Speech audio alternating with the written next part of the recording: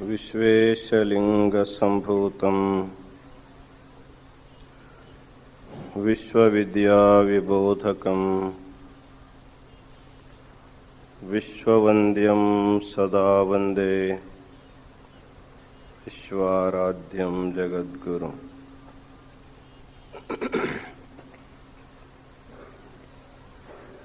काशी ज्ञान सिंहासन के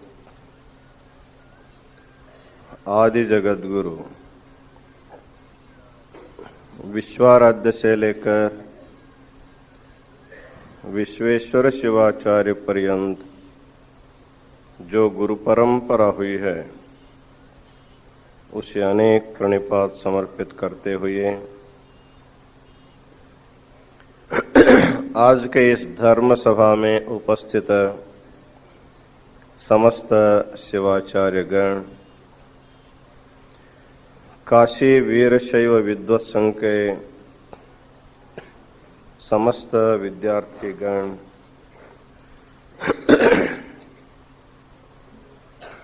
सुदूर प्रांतों से आए हुए समस्त सद्भक्त गण और माताओं,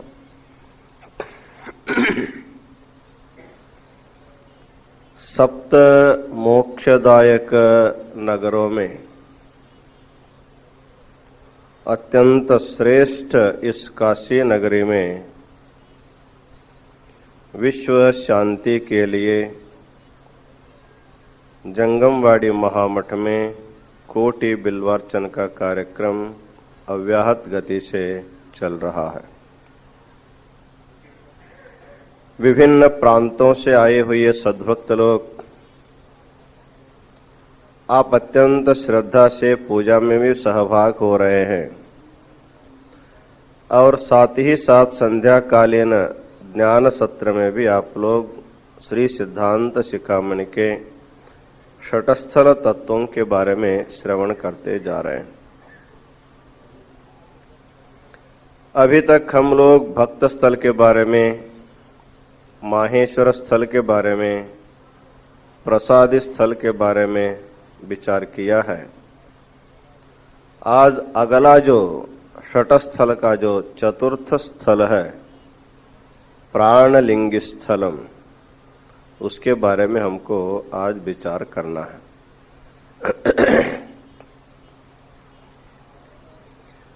प्रायः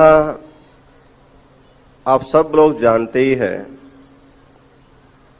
वीरशैव सिद्धांत में जो हमारी अर्चना पद्धति है, केवल बहिरंग की अर्चना नहीं है, इसमें अंतरंग की अर्चना भी बताई गई है। जैसे हम वाम हस्त पीठ पर इष्टलिंग रख करके उसकी पूजा करते हैं, उसकी आराधना करते हैं, अर्चना करते हैं, उसी प्रकार हमको धीरे धीरे अंतरंग में प्राणलिंग और भावलिंग की भी हमको अर्चना करनी पड़ती है। बहुत से लोगों को इष्टलिंग ही पता नहीं है और इष्टलिंग की पूजा ही नहीं करते हैं। ऐसे लोगों को प्राणलिंग क्या अर्थ होता है, उसकी आराधना कैसे की जाती है, इसके बारे में विचार करना संभव नहीं है।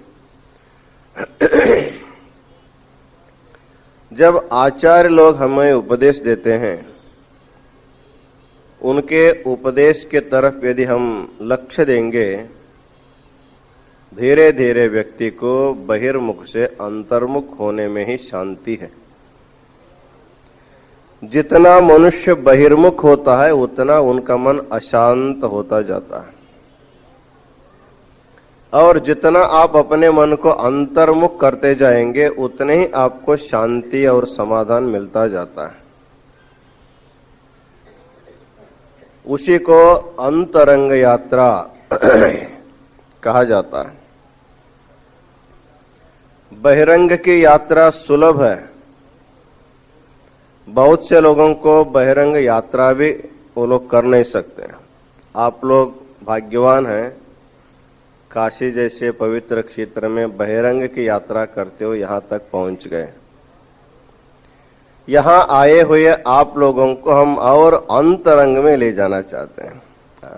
बहिरंग में यात्रा करते करते मनुष्य थक जाता है, पैसा भी खत्म हो जाता है, फिर आपको काशी छोड़ करके अपने गांव जाना पड़ता है। लेकिन आप अपने गांव जाने के बाद आपको सदा सदा काशी में जब रहना है तो अपने काय को काशी कर लेना पड़ता है। जब काय काशी बन जाएगा तो आपकी आत्मा ही विश्वेश्वर जब बन जाता है, आप जहां भी जाएंगे आप भी एक तीर्थ हो जाएंगे, आप भी एक क्षेत्र हो जाएंगे। ऐसे अंतर यात्रा कराने वाला जो स्थल है उसी को प्राणलिंग स्थल कहा जाता है। विषय कठिन है, लेकिन हमारे तरफ आप लोग लक्ष्य देंगे तो कठिन भी सरल हो जाता है। तो थोड़ा धीरे धीरे भगवान के भजन करने वाले भक्तों की भी बहुत बड़ी अंतर यात्रा में हम लोग आपको ले जाने वाले हैं। गीता में भगवान ने यहाँ पर अगस्त्य प्रश्न करता है, चार प्रकार के विभाग करने के बाद निबोधितः एक एव कथम चैष प्राणलिंगीति कथ्यते। अगस्त्य का यह प्रश्न है, रेणुकाचार्य जी से करते हैं। आपने कहा भक्त माहेश्वर हो जाता है, माहेश्वर ही प्रसादी हो जाता है और प्रसादी ही प्राणलिंगी हो जाते हैं कहते हैं। तो ठीक है, हम लोग प्रसादी तक आ गया। तो प्रसादी जो व्यक्ति है, प्रसादी स्थल का जो साधक है, वह प्राणलिंगी कब कहलाता है, तो उसको क्या करनी पड़ती है, उसकी साधना क्या होती है, इसके बारे में समझाने के लिए जब अगस्त्य प्रश्न करता है तो उसके उत्तर के रूप में आचार्य कहते हैं, भक्तो माहेश्वरश्चैष प्रसादीति च कीर्तितः कर्म प्राधान्य योगेन ज्ञान योगोश्च कथ्यते। तो कहते हैं योग दो प्रकार का है, एक बहिरंग योग है और दूसरा अंतरंग योग है। योग का अर्थ हम इससे पहले आपको बताएं कि योग का अर्थ होता है संबंध। दो व्यक्ति का जब संबंध हो जाता है, दो वस्तु का संबंध हो जाता है, उसी का नाम योग है। अब दो व्यक्ति दो वस्तु जब अलग अलग हो जाते उसी का नाम वियोग है। अभी आपका वियोग, आपके घर से आपका वियोग हो गया। योग कहाँ हुआ है? काशी के साथ आपका योग हुआ है। जब आप यहां से चले जाते हैं तो आपका काशी के साथ वियोग होता है, आपके गांव के साथ आपका संबंध हो जाता है, योग हो जाता है। जैसे बहिरंग में व्यक्तियों से, वस्तुओं से हमारा संबंध होता है, उसी प्रकार हमको अंतरंग में ज्ञान के द्वारा आत्मा परमात्मा तक हम जब पहुंच जाते हैं उसी को ज्ञान योग कहा जाता है। कहते हैं भक्त स्थल का साधक, माहेश्वर स्थल का साधक और प्रसादी स्थल का साधक एक कर्म योगी होता है। अर्थात बहिरंग क्रिया में उसके आचरण करने में वो व्यस्त रहता है। इष्टलिंग की पूजा करने में, पूजा की सामग्री संपादन करने में और शुद्ध और पवित्र प्रसाद सेवन करने में और अपने आहार अपने स्वयं कमा करके उसको स्वयं पका करके खाने में, ये जो बहिरंग की जो क्रियाएं हैं इसमें निरंतर व्यक्ति व्यस्त रहता है। इसको कर्मयोग कहा जाता है। अर्थात इस शरीर के द्वारा जब क्रियाएं होती है उसी का नाम कर्मयोग है। तो भक्त, माहेश्वर और प्रसाद इन तीन स्थलों में रहने वाला जो साधक है उसकी निष्ठा कर्मयोग में रहती है। अब कर्म करते करते मनुष्य को आगे जाना है तो ज्ञान योग में जब जाना पड़ता है, इस कर्मयोग करते करते जब उनकी प्रवृत्ति अंतर्मुख हो जाती है तो ज्ञान के द्वारा जब वो अंतर प्रवेश कर जाता है तो उसको ज्ञान योग कहा जाता है। तो कर्म योग के व्यक्ति बहिरंग में रहता है और ज्ञान योग के द्वारा वही साधक अंतरंग में जाता है। यहाँ पर प्रसाद स्थल का साधक जब ज्ञान योग का आश्रय लेता है तभी वह प्राणलिंगी बन जाता है। अर्थात प्राणलिंगी होने के लिए ज्ञान योग अत्यंत आवश्यक यहाँ पर बताया जाता है। तो यहाँ पर हमको समझना है कि प्राणलिंग शब्द का अर्थ क्या होता है, उसका स्पष्टीकरण करते हैं। लिंगम चिदात्मकम ब्रह्म तच्छक्ति ही प्राण रूपिणी तद्रूप लिंग विज्ञानी प्राणलिंगीति कथ्यते।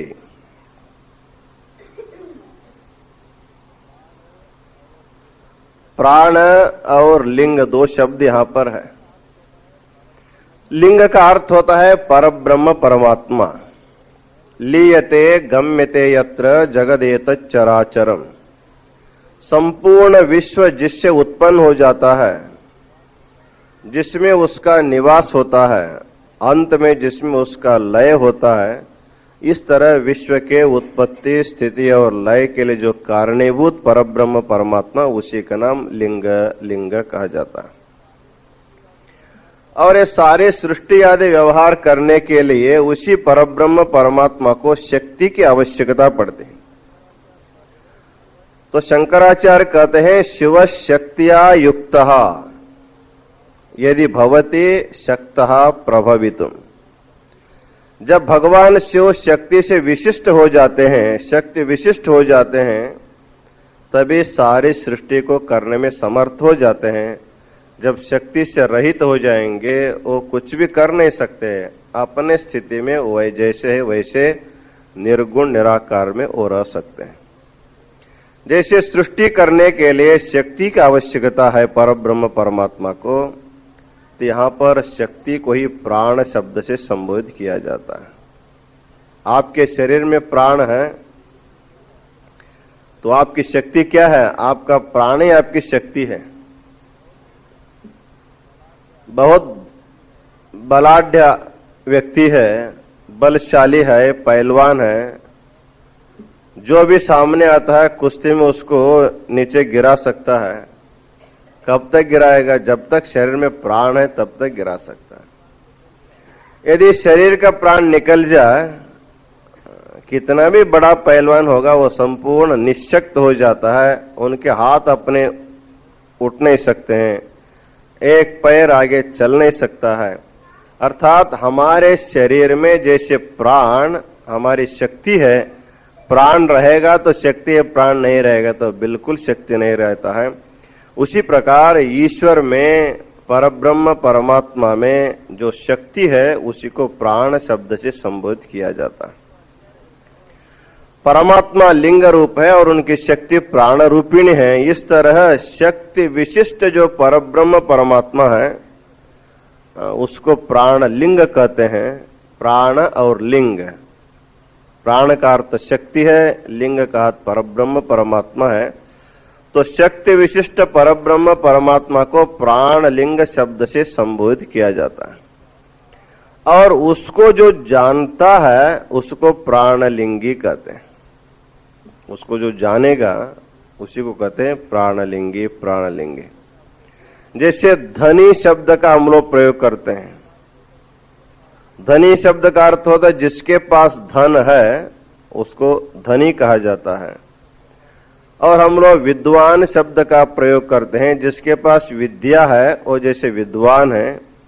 उसी प्रकार प्राण लिंग को जो समझा है गुरु उपदेश के द्वारा, अपने अनुभव के द्वारा, प्राण लिंग के स्वरूप को जानने वाला जो व्यक्ति उसको प्राणलिंगी, प्राणलिंगी, प्राणलिंगी कहते हैं। इस तरह प्राणलिंग शब्द का अर्थ बताने के बाद तो आगे कहते हैं प्राणलिंगी स्थलम चैतत पंचस्थल समन्वितम प्राणलिंगी स्थलम चादो प्राणलिंगार्चनम ततः शिवयोग समाधिश्च समाधिश्च ततो लिंग निजस्थलम अंगलिंग स्थलम चात क्रमादेशाम भिदोच्यते। प्राणापान समाघातात् कंद मध्याद्यदुत्थितम प्राणलिंगम तदाख्यातम प्राणापान निरोधिभिः।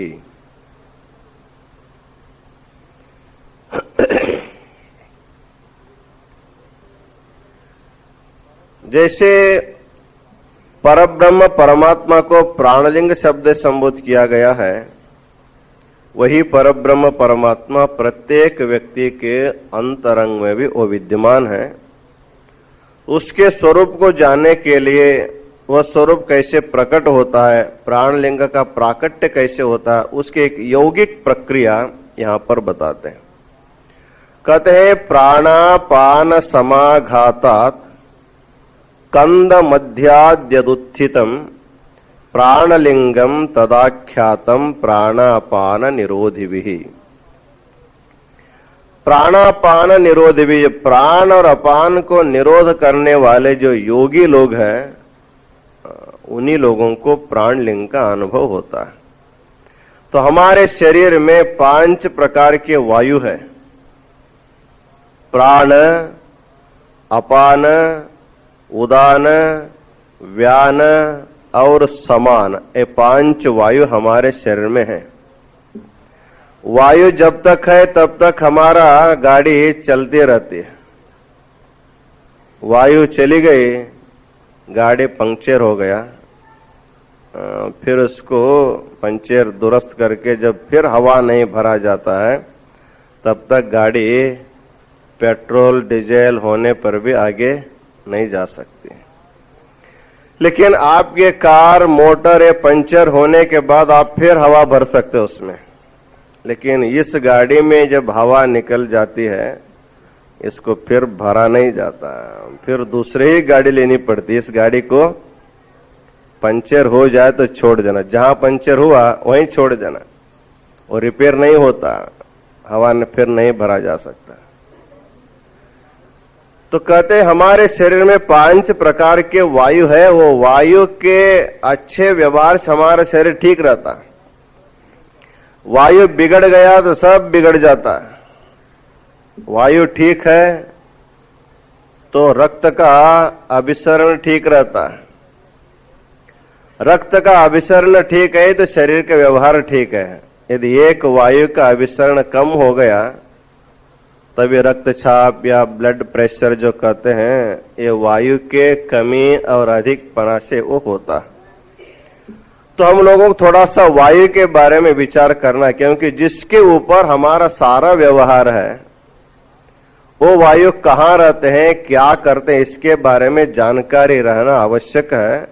तो प्राण, अपान, उदान, व्यान और समान, ये 5 प्रकार के वायु। वायु एक ही है, वो 5 कार्य करता अलग अलग स्थान में बैठकर, उसके लिए उसको 5 प्रकार के नाम आते हैं।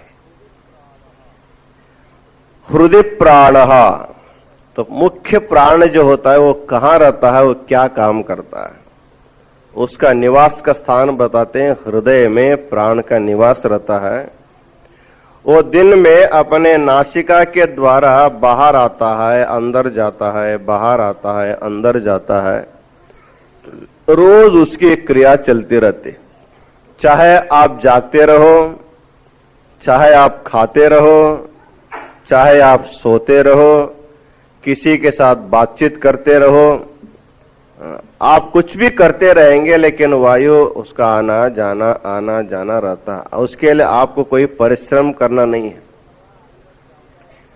कैसे हवा अंदर जाता है, कैसे आता है, इसका पता भी आपको नहीं लगता हो। वो सहज रूप से श्वासोच्छ्वास के रूप से वो हवा आता जाता रहता है। तो योगियों ने उसके बारे में लक्ष्य दे करके उसकी संख्या निर्णय किया है। एक स्वस्थ आदमी एक दिन में 21,600 बार श्वासोच्छ्वास करता रहता। एक बार श्वास छोड़ दिया, फिर अंदर लिया, उसको जब एक मानेंगे, उस तरह 24 घंटे में एक स्वस्थ आदमी 21,600 बार श्वास लेता है, छोड़ता है। वो श्वास लेना, छोड़ा, अंदर जाना, बाहर जाने के जो वायु है वो हमारे शरीर के सभी व्यवहार के लिए मुख्य हो जाने के कारण उसका नाम प्राण है। जिसके द्वारा जीवात्मा जीवित रह सकता है उसका नाम प्राण है। वो इस प्रकार कंठ से हृदय पर्यंत, जो है नासिका से हृदय पर्यंत जाता है, फिर वापस आता है, फिर जाता है। इस तरह जो अप्रयत्न से, उसके लिए प्रयत्न करना नहीं पड़ता, उसको प्राण वायु कहा जाता है। और दूसरा वायु है, उसका नाम है अपान वायु। ये ऊपर चलता है, वो नीचे चलता है, उसका नाम अपान वायु है।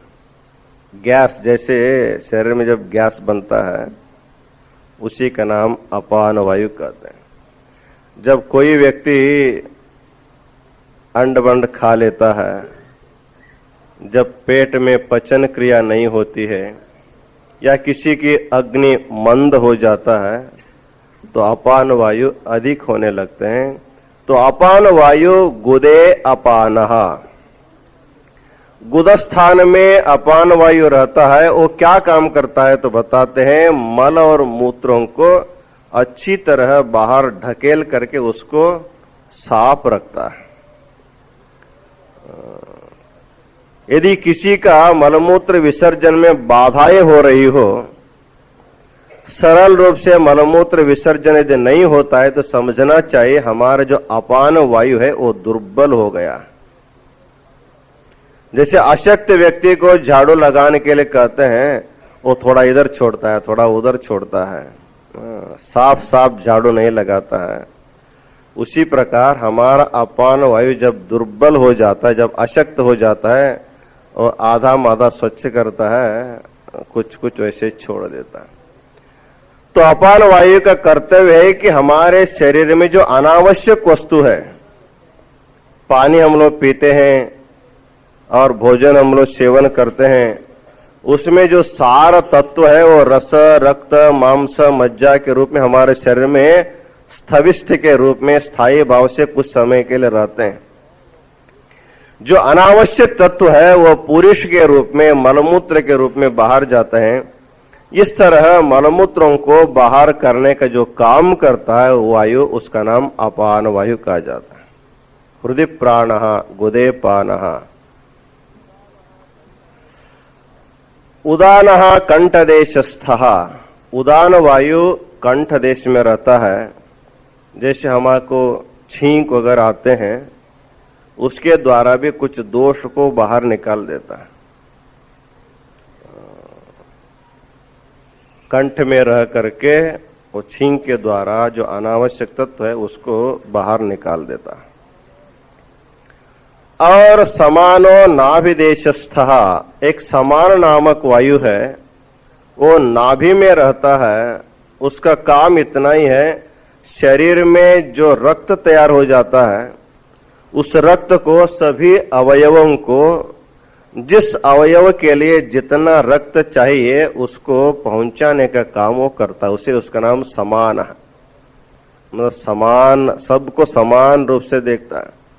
जैसे घर में माता खाना तैयार करती है, बच्चों को कितना परोसना चाहिए, बड़ों को कितना देना चाहिए, बूढ़ों को कितना देना चाहिए, जवानों को क्या देना चाहिए, वो सब जान करके अलग अलग प्रमाण से अलग अलग खाद्य पदार्थ, जैसे माँ सबको घर में पालती है, पोसती है, उसी प्रकार हमारे शरीर में रहने वाला जो समान वायु है वो घर में रहने वाले माता के जैसे होती है। हमारे नेत्र के लिए कितना रक्त चाहिए, हमारे बुद्धि के लिए कितना रक्त चाहिए, हमारे अवयवों के लिए कितना रक्त चाहिए, वो सब को विचार करके समान रूप से जिसको जितना चाहिए उसको पहुंचाने का काम करता है।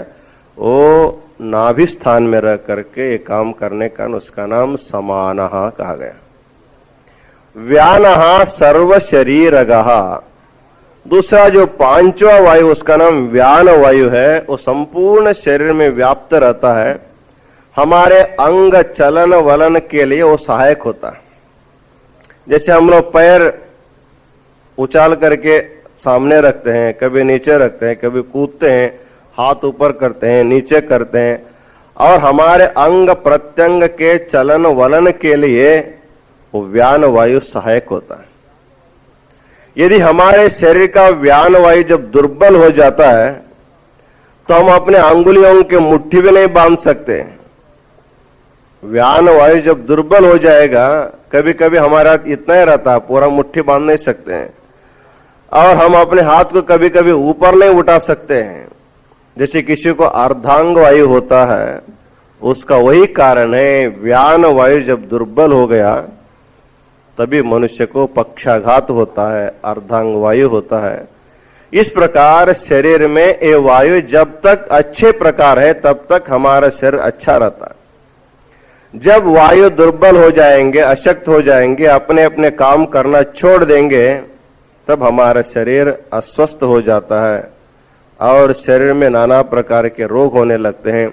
इसलिए मनुष्य को अपने स्वास्थ्य अच्छा रखने के लिए योगियों ने प्राणायाम करने को कहा है। जो व्यक्ति प्रतिदिन प्राणायाम करता है, प्राणायाम के भी अनेक प्रकार है, नाड़ी शुद्धि का प्राणायाम है और भी अनेक प्रकार के प्राणायाम होते हैं। प्राणायाम प्रतिदिन करने से हमारे सभी वायु ठीक रहते हैं। जब हमारा प्राणवायु हम नहीं करें, प्राणायाम नहीं करेंगे, धीरे धीरे धीरे धीरे हमारे जो छाती में कफ जो है, दोष जो जमता जाता है, जब हृदय तक जाने वाले जो प्राण था हृदय तक नहीं जाएगा, वो धीरे धीरे वो भरता जाता है, वो यहीं से यहीं आता जाता है। बाद में मनुष्य को दमा जैसे रोग हो जाता है और धीरे धीरे श्वास लेना भी इतना मुश्किल हो जाता है, क्योंकि अंदर खाली जगह नहीं है, इसलिए हवा कहाँ जाएगा।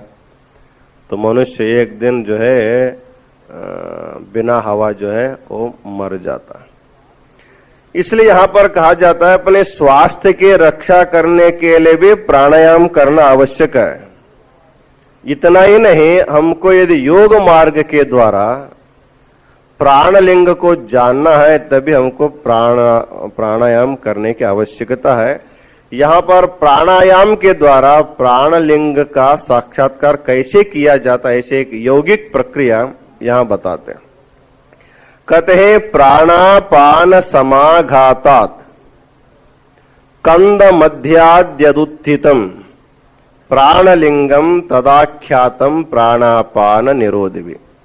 यहां पर कहते हैं मुख्य प्राण और अपान। प्राणवायु हमारे नासिका से हृदय पर्यंत जाता है और उसके नीचे अपान वायु रहता है, लेकिन दोनों का सम्मेलन कभी नहीं होता। अपने आप जो है उसका संगठन या उसका संबंध कभी नहीं होता है। उसको दोनों को जोड़ने के लिए, दोनों को संबंध करने के लिए हमको अपने प्राण वायु को नीचे तक ले जाना पड़ता। जब हम लोग दीर्घ श्वासोच्छ्वास करते हैं, आप कुछ अनुभव भी करेंगे, सहज रूप से जब श्वासोच्छ्वास लेते हैं तो आपका श्वास कंठ तक रहेगा या छाती तक का आएगा, ज्यादा से ज्यादा आपका पेट तक का सकता। सहज रूप से श्वासोच्छ्वास लेते हैं। उसी को जब आप दीर्घ श्वासोच्छ्वास लेंगे, अधिक समय तक आप हवा को अंदर खींचते जाएंगे, वायु अंदर भरता जाता है और जैसे जैसे उसको स्थान मिलेगा वैसे वैसे वो नीचे जाने के लिए वो समर्थ हो जाता है प्राणवायु में।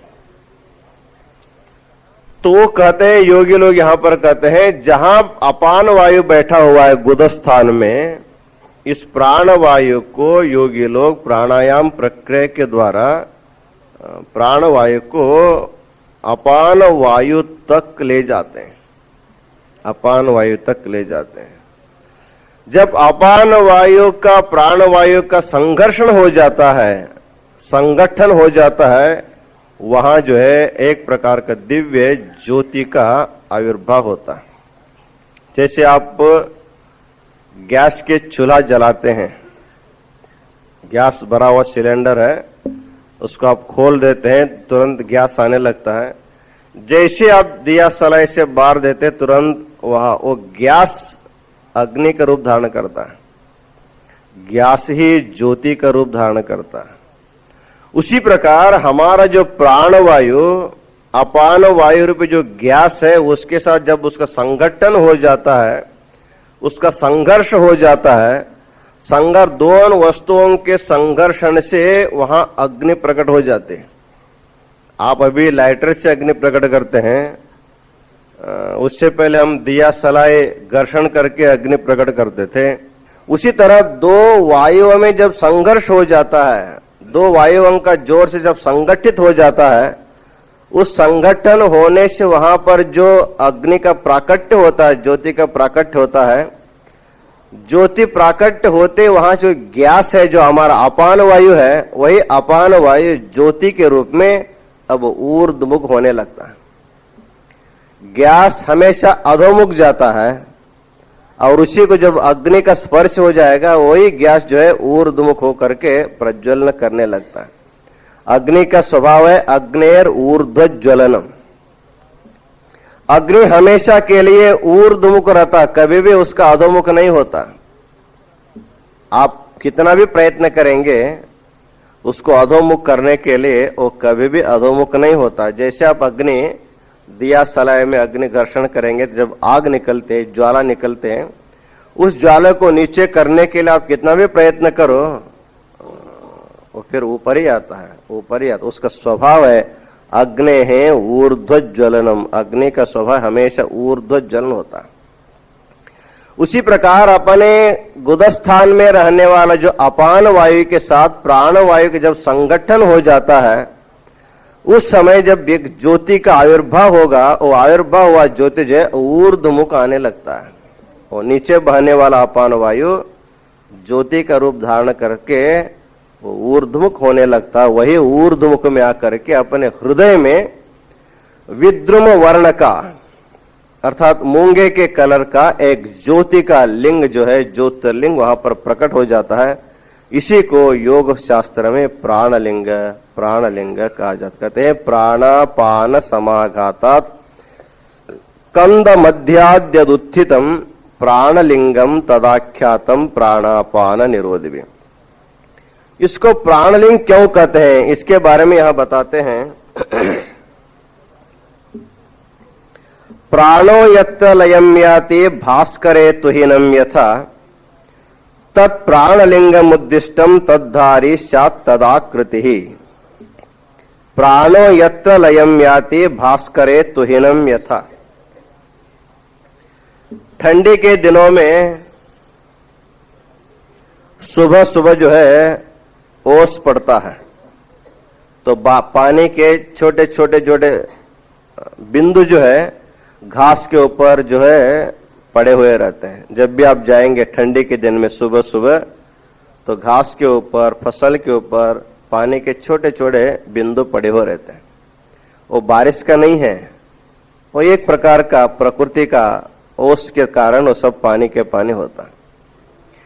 जैसे जैसे सूर्योदय हो जाता है, सूर्योदय हो जाने के बाद सूर्य का जब प्रखर तेज बढ़ने लगता है, वो प्रखर तेज में वो तुहिन कण जो है, पानी की जो बूंद है, वो अपने आप सूख जाता है, वो विलय हो जाता है। तो सूर्य के प्रकाश में तुहिन कण जैसे विलीन हो जाते हैं, उसी प्रकार यहां कहा जाता है जो उदित जो ज्योति है, वह ज्योति प्राण वायु को खाता हुआ जीवित रहता है। जब तक प्राण वायु है तब तक ज्योति रहेगा, प्राण वायु नहीं मिलेगा तो ज्योति भी बुझ जाता है। जैसे आप एक दिया लगा करके उसके ऊपर एक ग्लास आप ढक देंगे, तो 1-2 सेकेंड के लिए उसमें ज्योति रहती है। बाद में उसमें जब पूरा गैस ही गैस भर जाता है, तो प्राण वायु नहीं मिलता है, तो वो ज्योति जो है बुझ जाता है। तो यहां वही कहते हैं अपान वायु और प्राण वायु के संगठन के बाद जब अपान वायु प्राण वायु का ज्योति का रूप धारण करता है, तो उस ज्योति को सदा रखने के लिए प्राण वायु उसको सहयोग करता है। प्राण वायु जिस ज्योति में विलय होता है, प्राण वायु को खाते हुए, प्राण वायु को स्वीकार करते हुए ज्योति प्रज्वलित हो जाने के कारण प्राण और ज्योति का मिश्रण हुआ है, इसलिए उसको प्राणलिंग प्राणलिंग कहा जाता। प्राणो यत्र लयम याति भास्करे तुहिनम यथा, जैसे सूर्योदय होने के बाद तुहिन कण उसमें विलीन हो जाता है, उसी प्रकार जिस ज्योति में प्राण विलीन होता है उस लिंग को प्राणलिंग कहा जाता है। तो आगे कहते हैं ज्ञानिनाम योग युक्तानाम अंतस्फुरति दीपवत चिदाकारम परब्रह्म लिंगम अग्नेर न भाव्यते। यहां पर प्रश्न होता है कि हमारे अंदर जब इस प्रकार का ज्योतिर्लिंग है तो हमको क्यों उसका अनुभव नहीं होता है। तो कहते हैं जो योग करते हैं उन्हीं को उसका अनुभव होता है। जो अज्ञ लोग हैं, जिसको योग की प्रक्रिया मालूम नहीं है, उनको रहते हुए भी उसका परिज्ञान नहीं होता। जैसे कोई वस्तु देखने के लिए दृष्टि की आवश्यकता है। यदि आपके पास आंख है, आंख होते हुए आप बंद करके बैठे हैं तो आपको कोई दिखाई नहीं देता। आपके सामने आ रहा है, जा रहा है, बैठ रहा है, उठ रहा है, लेकिन आपको कौन आया कौन गया, आया गया ठीक है, लेकिन कौन आया कौन गया आपको मालूम नहीं होता। जब तक आप अपने आंख खोल करके नहीं देखते तब तक सामने का व्यक्ति रहते हुए भी आपको जैसे नहीं दिखाई देता है। उसी प्रकार जब तक हमारे वृत्ति अंतर्मुख नहीं होती तब तक अंदर में रहने वाले ज्योतिर्लिंग भी हमको अनुभव गोचर नहीं होता। केवल तर्क के द्वारा उसका ज्ञान नहीं होता। नैषा तर्केन मतिरापनेया। जो वस्तु साधना के द्वारा समझनी है उसको साधना के द्वारा ही समझा जाता है। ऐसे कहाँ है, हमको दिखाओ, ऐसे करने पर कोई दिखा नहीं सकता, हमको अपना ही जाना पड़ता है। केवल उसके लिए मार्गदर्शन किया जा सकता है। गाय के दूध में या भैंस के दूध में घी है ये सबको मालूम है। किसी ने कहा इस दूध में घी है, तो किसी ने पूछा इसमें दूध घी है, तो हमको कैसे हाथ में नहीं लगता है, केवल दूध ही दूध है। लेकिन दूध के प्रत्येक कण प्रत्येक इसमें घी का अंश है, लेकिन उसको निकालने की जो प्रक्रिया है उस प्रक्रिया के द्वारा यदि उसको निकाला जाए तब मनुष्य को उसमें छिपा हुआ घी जो है अपने को प्राप्त हो सकता है। केवल तर्क के द्वारा इसमें घी हो तो हमको मिलना चाहिए ऐसे मिलना चाहिए बात करने से नहीं मिलता है।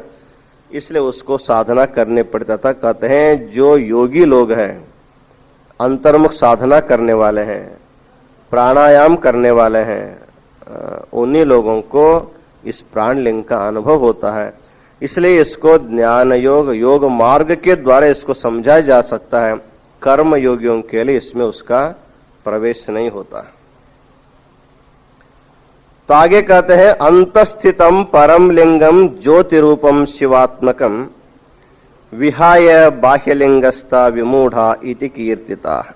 अंतस्थितम परम लिंगम ज्योति रूपम शिवात्मकम, वह भी एक प्रकार की ज्योति है। अंतरंग में एक ज्योति है। इससे पहले भी हम अपने अंदर की ज्योति के बारे में आप लोगों को समझाए हैं। प्रत्येक व्यक्ति को व्यवहार करने के लिए प्रकाश की जरूरत है। बिना प्रकाश के कोई व्यवहार नहीं कर सकता है। जागृत अवस्था में सूर्य के प्रकाश में, रात्रि में चंद्रमा के प्रकाश में और विद्युत दीपों के प्रकाश में हम लोग व्यवहार करते हैं।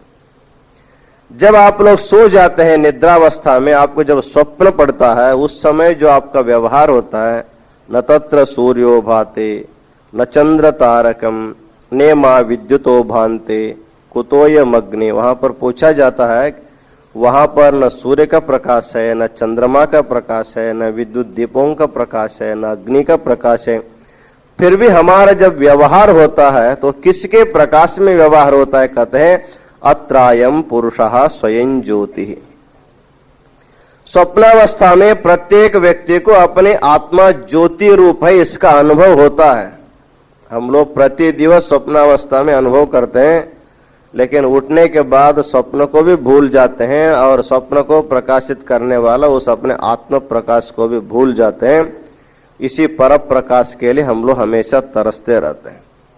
तो कहते हैं अंतस्फुरति दीपवत, जैसे घर में दीपक जलाने के बाद दीप और दीप का प्रकाश आपको जैसे दिखाई देता है, उसी तरह प्रत्येक व्यक्ति के अंदर भी हृदय में वो दीप के जैसे प्रकाशित करने वाला प्रज्वलित प्रकाश जो है प्रत्येक व्यक्ति के हृदय में है। लेकिन हमारी यात्रा अंतर्मुख नहीं होने के कारण बहिर्मुख हुआ जो जीवात्मा है, तो बहिरंग प्रकाश में ही वो आनंद लेता है।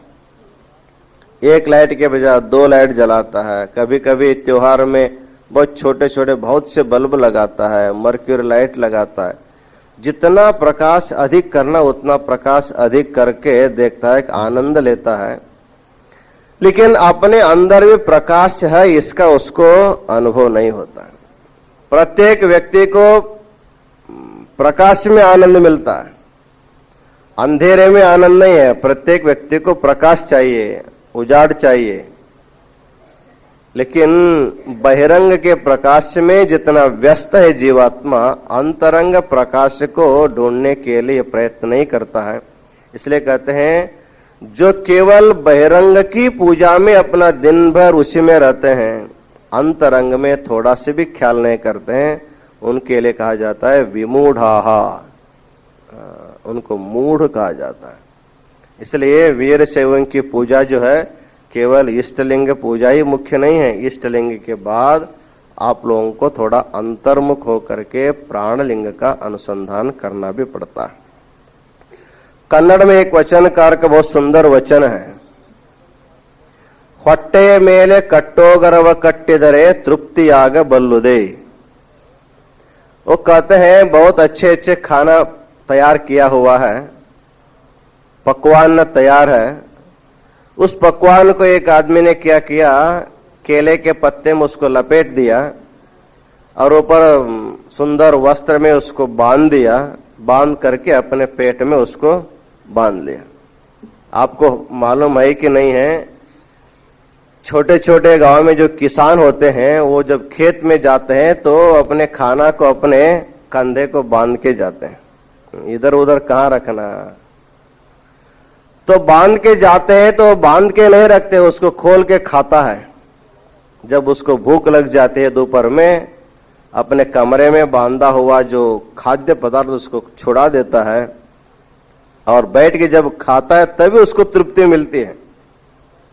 आप पेट के ऊपर बांधे रहो उतना ही भोजा है, उसको खोल के खाओ आपके पेट के लिए उतना ही भोजा है। बाहर रहेगा तो भी उतना ही भोजा है, अंदर जाएगा तो भी उतना ही भोजा है, भोजा में कोई फर्क नहीं पड़ता।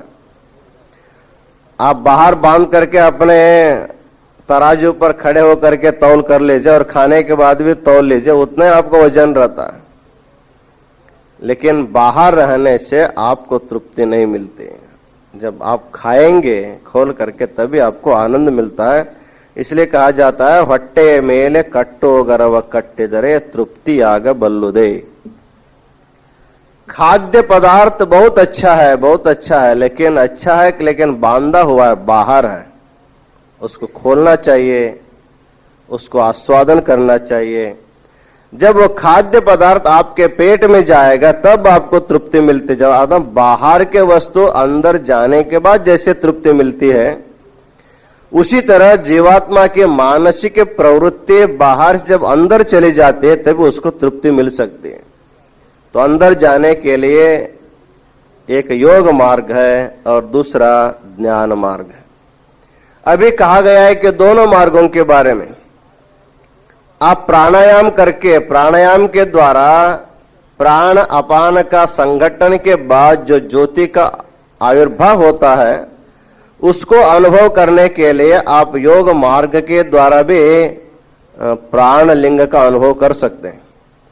यदि आप प्राणायाम नहीं जानते हैं फिर भी आपको प्राण लिंग का अनुभव होने के लिए आप ज्ञान के द्वारा, जैसे प्रत्येक व्यक्ति सुषुप्ति अवस्था में अपने ही प्रकाश में जब व्यवहार करता है, वो प्रकाश अपने ज्योतिर्लिंग का ही प्रकाश है, अपने अंतरंग जो प्राण लिंग है उसी का वो प्रकाश है। उसको हम लोग अपने प्रतिदिन के अनुभव के द्वारा निश्चय करके हमारी आत्मा ज्योति रूप है, वही प्राण लिंग के रूप में है, इसका हम लोग अनुभव करते करते कभी न कभी बहिरंग पूजा जब समाप्त हो जाता है, थोड़े समय के लिए हमको ध्यान धारणा के द्वारा अंतरंग में जब जीवात्मा जाता है तभी वह ज्ञानी कहलाता है, तभी उसको सूदने कहते हैं। केवल बाहर ही बाहर करते बैठा है, अंदर ध्यान धारण नहीं करता है, उसके लिए योगियों ने मूढ़ शब्द का प्रयोग किया है। इसलिए हमारे आचार्य लोग केवल इष्टलिंग की पूजा नहीं है, हमको प्राणलिंग और भावलिंग की पूजा भी यहां पर सिखाया गया है। तो आगे कहते हैं सम्मिल लिंग परामर्शी बाह्य वस्तु परांगमुखः यस सदा वर्तते योगी प्राणलिंगी स उच्यते। सम्मिल लिंग परांगमर्शी बाह्य वस्तु परांगमुखः, जब हमारी प्रवृत्ति अंतर्मुख हो जाती है, उस ज्ञान लिंग की या प्रकाश लिंग की अनुभव हम लोग करते रहते हैं, तब बाह्य वस्तु परांगमुखः, बहिरंग में हमें अनेक वस्तुओं की जो आकांक्षाएं होती हैं, जो अपेक्षाएं होती हो, धीरे धीरे हमारे अपेक्षाएं कम होती जाती हैं। जितना मनुष्य बहिरंग होता है उतनी अपेक्षाएं बढ़ती जाती हैं। जितनी आप अंतरंग हो जाते हैं उतनी आपकी अपेक्षाएं कम हो जाती हैं। जैसे आप घर में बैठे हैं, ठीक है, आपकी अपेक्षाएं सीमित है। जब आप बाजार में जाते हैं तो आपकी आकांक्षाएं बढ़ने लगते हैं। जो जो देखते हैं उसको लेने की इच्छा होती है, जो देखेंगे उसको लेने की इच्छा होती है। जितना मनुष्य बहिरंग जाता है, आप अपने गांव में रहते हैं तो आपकी अपेक्षाएं कम होती हैं। जब दूसरे बड़े बड़े गांव में जाते हो आपकी अपेक्षा और बढ़ जाती है। चलो ये यही मिलता है और कहीं नहीं मिलता है, इसको भी लेना है, उसको भी लेना है। तो जितना जितना मनुष्य बहिर्मुख होता है उतने उतने उनकी अपेक्षाएं बढ़ती जाती है, और जितनी अपेक्षाएं बढ़ती जाती है उतनी उनको अशांति मिलती है, उनको शांति कभी नहीं मिलती। तो कहते हैं सम्मिल लिंग परामर्शी, ज्योतिर्रूप लिंग को या ज्ञान रूप इस प्राण लिंग को अर्चन करने वाला व्यक्ति बहिरंग में उसकी प्रवृत्ति नहीं होती, इसलिए बाह्य वस्तु परांगमुख, बाह्य के किसी वस्तु के प्रति उनकी इच्छा होती नहीं। पहले पहले होती होगी, लेकिन धीरे धीरे जैसे जैसे मनुष्य अंतर्मुख होता है उतने उनको शांति मिलती है। वो यही चाहिए, वो चाहे, वो कुछ भी नहीं चाहता है, चुपचाप बैठना चाहता है, चुपचाप बैठना चाहता है। चुपचाप बैठने से सब कुछ मिलने वाला है हमको, इधर उधर घूमने से कुछ भी नहीं मिलता है। एक जगह पर जब जीवात्मा बैठ जाता है, सारा का सारा उनको बैठे बैठे जगह में सब कुछ मिल जाता है, लेकिन घूमने से कुछ भी नहीं मिलता है। लेकिन हमको घूमे बिना समाधान नहीं होता, लेकिन घूमना चाहिए, और घूम घूम करके फिर कहाँ आना, फिर वहीं आना। जहां से हम निकलते हैं फिर हमको वहीं आना पड़ता, वहीं आने के बाद हमको तृप्ति होती है। इसलिए यहाँ पर कहा जाता है सम्मिलिंग परामर्श करने वाला योगी बाह्य वस्तुओं में अपेक्षा नहीं रखता है, केवल अंतरंग में सत्य चित्त आनंद रूप परमात्मा में उसकी चित्त वृत्ति विलीन हो जाती है। मनुष्य को क्या चाहिए? मनुष्य को आनंद चाहिए। मनुष्य को क्या चाहिए? सुख चाहिए। जब भी कोई पूछता है तो आपको क्या चाहिए, आप कहेंगे हमको कपड़ा चाहिए, भोजन चाहिए, वो चाहिए, ये चाहिए। सब किस लिए चाहिए? ऐसे जब पूछते पूछते जाएंगे, बाद में कोई न उसको कहना पड़ता है ये सब हम अपने सुख के लिए करते हैं, हमें घर चाहिए, वो चाहिए, सुख के लिए करते हैं। लेकिन बाह्य वस्तुओं के द्वारा सुख जीवात्मा को मिलता है, ठीक है, लेकिन वो सदा सदा उस व्यक्ति के द्वारा, उस वस्तु के द्वारा हमको सदा सदा सुख नहीं मिल सकता। जिसके द्वारा आज हमको सुख मिल रहा है उसी व्यक्ति के द्वारा हमको दुख भी मिल सकता है। जो इस समय हमारा मित्र है वही कभी न कभी हमारा शत्रु भी हो सकता है। जिसके साथ आप बहुत स्नेह व्यवहार करते थे उसी के साथ हमारा द्वेष व्यवहार भी होता है। तो प्रपंच में कोई वस्तु, कोई व्यक्ति सदा सदा सुख देने वाला नहीं होता है। तो हमारे आत्मा ही सुखरूप है, इसलिए सबको छोड़ करके जीवात्मा सुसुप्ति अवस्था में अकेला अकेला जाता है। वहां किसी को भी नहीं लेता, सबको छोड़ करके जब अकेला जाता है, प्रतिदिन अकेला जाता है, प्रतिदिन कम से कम प्रत्येक व्यक्ति 4 घंटा 5 घंटा 8 घंटा अकेला रहता है। गाढ़ निद्रावस्था में आपके साथ कोई नहीं रहता, आप अकेले रहते हैं। उस समय आपको आनंद ही आनंद रहता, वहां पर कुछ दुख नहीं है। यद्यपि वहां शब्द का व्यवहार नहीं है, स्पर्श का व्यवहार नहीं है, रूप रस का व्यवहार नहीं है, गंध का व्यवहार नहीं है, कुछ भी नहीं है, फिर भी वहां पर सुख है। लेकिन यहाँ सब कुछ होते हुए हमको दुख ही दुख मिलता है। इससे निर्णय करना पड़ता है, जितनी हमारे अंतःकरण वृत्ति अंतर्मुख हो जाते उतने हम सुखी हो जाते हैं। अंतर्मुख होने के लिए प्राणलिंग पूजा जो है, प्राणलिंग का बोध जीवात्मा को, साधक को अंतर्मुख करते हैं। इसलिए हमारे आचार्यों ने जीवात्मा को सदा सुखी बनाने के लिए ये प्राणलिंग स्थल का उपदेश शुरू किए। माया विकल्पितम विश्वम हेयम संचित्य निश्चयः चिदानंदमये लिंगे विलीनः प्राणलिंगवान। कहते हैं माया विकल्पजम विश्वम हेयम संचित्य नित्यशः। ये सारा विश्व कैसा है? माया विकल्पजम विश्वम। इस विश्व में माया तत्व अधिक है, अर्थात मनुष्य के बुद्धि को मोह डालने वाली शक्ति माया में हो जाने के कारण जो भी देखता है उसको चाहिए, उसको चाहिए, ऐसे जीवात्मा कहता है। इसके कारण इतना ही है, हमारे बुद्धि में माया का प्रवेश हुआ है। इसलिए भगवान कहते हैं मम माया दुरत्यया, मेरी माया बहुत ही विलक्षण होती है, वो किसी को नहीं छोड़ती है, सबको उसमें लपेट करके रख देती है। मामेव ये प्रपद्यन्ते माया मेताम तरन्ते। भगवान के माया से मुक्त होने के लिए हमको भगवान के शरण में जाना पड़ता है। जितना भगवान से दूर भागता है जीवात्मा उतना माया में फंसता जाता, उतना माया में फंसता जाता है। जितना भगवान के पास आता है उतना माया से मुक्त हो जाता है। जैसे ये जो मीन मछली पकड़ने वाले जो होते हैं, वो आ करके नदी में या तालाब में अपने जाल फेंक देते हैं। जैसे मछली पकड़ने वाला व्यक्ति पानी में पैर रखता है तभी सभी मछलियां भाग जाती हैं, भय के कारण उनसे दूर भाग जाते हैं। और जैसे भाग गए वैसे वो जाल फेंक देता है, सभी मछली उसमें फंस जाते हैं। लेकिन एकाध मछली उसमें, उनको उस तालाब में एक मछली, उनको सभी मछलियां वो पकड़ लिया, पर एक मछली को नहीं पकड़ सका, क्योंकि वो जैसे ही पानी में पैर रखता था उसके दूर से भाग नहीं जाते थे, उन्हीं के पैर के अगल बगल में वो घूमते थे। जब भी वो जाल फैलाता है तो अपने पैर को छोड़ करके वो जाल फैलाता है, अपने पैर के ऊपर तो जाल नहीं फैलाता है। उसी प्रकार भगवान को छोड़ करके जितने जीवात्मा दूर जाते हैं सभी माया के जाल में फंसते हैं।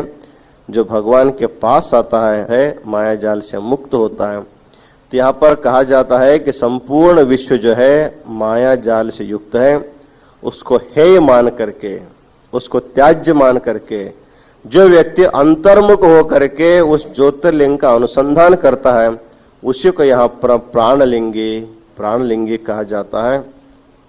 अर्थात इष्टलिंग पूजा के साथ ही हमको अंतरंग में ज्योतिर्लिंग के रूप में प्राणलिंग की अर्चना करने पड़ते हैं। तो पहला जो स्थल है उसमें प्राणलिंग का स्वरूप क्या है, क्यों इसे प्राणलिंग कहा जाता है, इसके बारे में समझाए हैं। तो कल इसकी अर्चना कैसी करनी है। प्राणलिंग का स्वरूप तो हमको मालूम हो गया, हमारे अंदर एक ज्योतिर्लिंग है, ये हमको तात्कालिक तो ज्ञान हो गया, ऐसा है इतना तो ज्ञान हो गया। तो उसकी अर्चना कैसे की जाती है, उसके लिए सामग्री की कितनी सामग्री चाहिए, किन किन सामग्रियों के द्वारा प्राणलिंग की अर्चना की जाती है, इसके बारे में हम कल विचार करेंगे। आज इन्हीं वचनों के साथ आज का आशीर्वचन पूर्ण करते हैं। ओम शांति शांति शांति।